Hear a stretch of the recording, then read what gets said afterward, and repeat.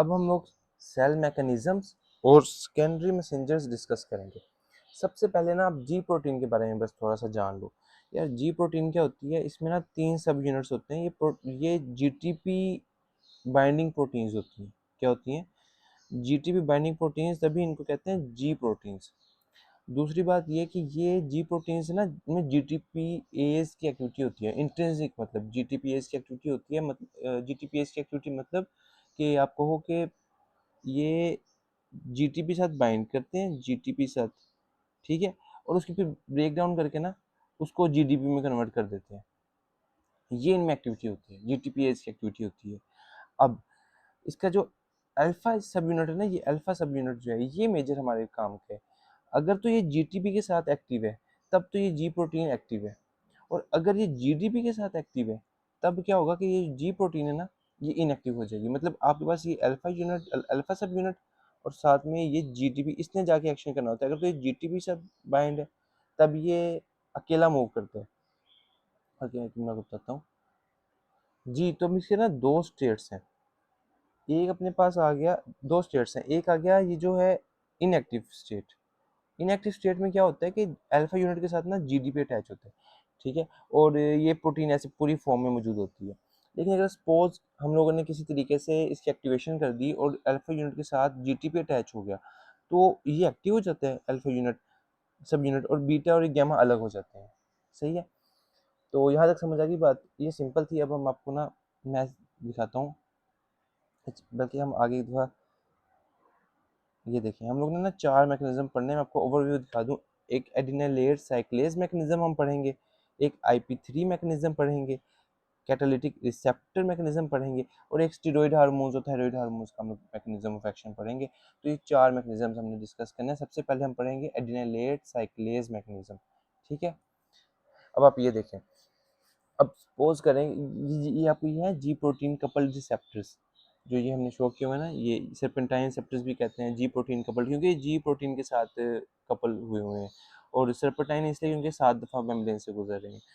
तो अब हम लोग सपोज हमारे पास एक जी प्रोटीन कपल्ड रिसेप्टर है। इस पे ये इस पे आके इसका जो भी लगा हार्मोन आके लगा, सपोज एपिनेफ्रिन लगा। एपिनेफ्रिन की लगने की वजह से क्या होगा कि ये जी जो अल्फा यूनिट है ये स्टिमुलेट हो जाएगा, और इसके पास क्या आ जाएगा, इसके पास ये मिनट, इसके पास आके लग जाएगा जीटीपी। ऐसे ही है। अभी जो जीटीपी है ना, अभी ये अल्फा यूनिट्स एक्टिवेट हो गया, ये दोनों यूनिट्स इससे उतर जाएंगे। अल्फा सब यूनिट जाके, अब अल्फा ने जाके आगे स्टिमुलेट करना है, इनहिबिट करना है, ये इसके अंदर एक्टिविटी होती है। अगर तो अल्फा एस है, इस तरह के आप यहाँ देख सकते हो, ये अल्फा एस है, ये एक्टिवेट करेगा। और ये अल्फा इनहिबिट आई है, तो ये इनहिबिट करेगा, ठीक है। ये मतलब जब भी ये वाला रिसेप्टर एक्टिवेट होगा तो इसके साथ ए अल्फा स्टिमुलेटरी लगा हुआ है, तो वो जाके स्टिमुलेट करेगा। और इस रिसेप्टर के साथ आप देखो कि अल्फा इनहिबिटर लगा हुआ है, जब भी ये रिसेप्टर एक्टिव होगा ये इसको एक्टिवेट करेगा और ये जाके आगे इनहिबिट करेगा। तो इसकी एक्टिविटी डिपेंड करती है इसके इंट्रिंसिक के अंदर। अब एपिनेफ्रिन सपोज आके यहाँ अटैच करता है और अल्फा सब यूनिट को एक्टिवेट कर देता है। ये स्टिमुलेटरी है जैसे कि नज़र आ रहा है, तो ये जाके एडिनिलेट साइक्लेज एक एंजाइम होता है मेम्ब्रेन के अंदर, ठीक है, उसको एक्टिवेट करेगा, और वो क्या करेगा, एटीपी को साइक्लिक एएमपी में कन्वर्ट करना शुरू कर देगा। साइक्लिक एएमपी का लेवल ज़्यादा हो जाएगा। साइक्लिक एएमपी जाके फिर प्रोटीन काइनेज ए, एक और एंजाइम है, उसको स्टिमुलेट करेगा। अब इसके नाम के अंदर काइनेज है, प्रोटीन काइनेज। काइनेज वो होता है जो फॉस्फेट ग्रुप को ना अटैच करता हो, फॉस्फोरिलेशन करता हो, तो ये होगा प्रोटीन काइनेज। ये मुख्तलिफ एंजाइम्स की, प्रोटीन्स की, या फिर आपको मेम्ब्रेन के चैनल्स की फॉस्फोरिलेशन करके उनको एक्टिव करेगा। तो इस तरह इस ड्रग का जो भी हार्मोन था उसका इफेक्ट आएगा, ठीक है। और अगर हम दूसरा सिनेरियो हम लोग डिस्कस करें कि जिसमें वो अपना रिसेप्टर एक्टिवेट हुआ है जिसके साथ इनहिबिटरी अल्फा लगा हुआ था, तो होगा यही कि पहले अपने पास आके रिसेप्टर लगेगा, फिर एक्टिवेशन जीटीपी लग जाएगा आके इस अल्फा यूनिट के साथ, और ये एक्टिवेट हो जाएगा। अब ये अल्फा इनहिबिटरी है ना, तो इस वजह से जाके ये इनहिबिट करेगा एडिनिलेट साइक्लेज को। वो फिर एटीपी को साइक्लिक एएमपी में कन्वर्ट नहीं करेगा, और साइकिल के एमपी का लेवल कम हो जाएगा, ठीक है, और फिर सारी स्टोरी चलेगी और इस तरह इस हार्मोन का इफेक्ट आएगा। तो ये आ गया अपने पास एड्रेनालेट साइक्लेज मैकेनिज्म। अब मैं आपको दूसरा बताता हूँ। जी, तो अब हमारे पास आ गया नेक्स्ट पाथवे, ये है IP3 मैकेनिज्म।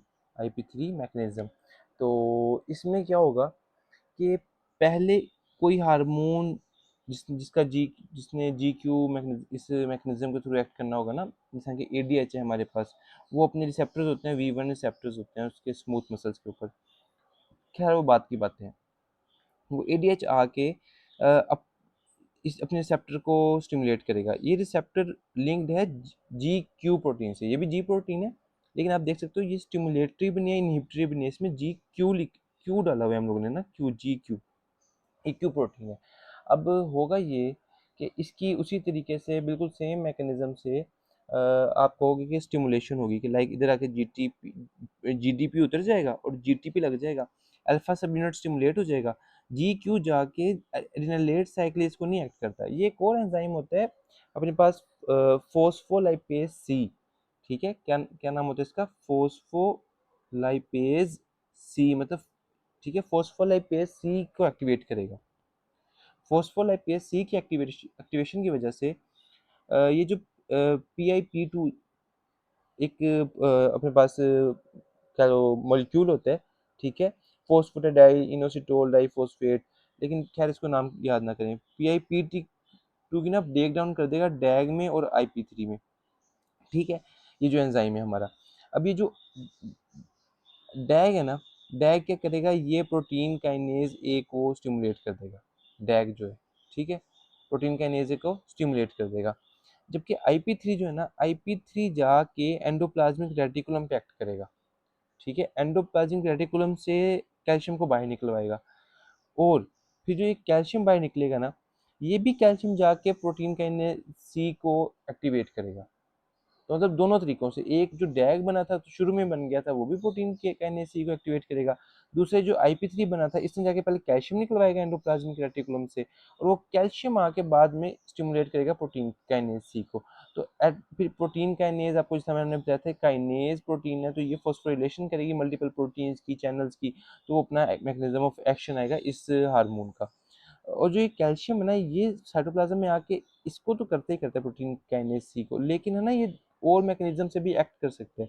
जिस तरह कि सपोज अगर स्मूथ मसल में ये रिलीज होता, जो कि एडीएच के केस में एक्चुअली स्मूथ मसल ही होता है, ये सेल जो है ना, स्मूथ मसल का सेल ही होता है, तो उसमें जब कैल्शियम रिलीज होगा तो ये कैलमोडुलिन के साथ बाइंड करेगा, जो हम लोगों ने चैप्टर 1 में पढ़ा था। कैलमोडुलिन के साथ बाइंड करके ये कॉन्ट्रैक्शन भी करवा सकता है कैल्शियम, ठीक है। तो ये आ गया अपने पास दूसरा मैकेनिज्म, IP3 मैकेनिज्म। अब हम डिस्कस करते हैं तीसरा मैकेनिज्म।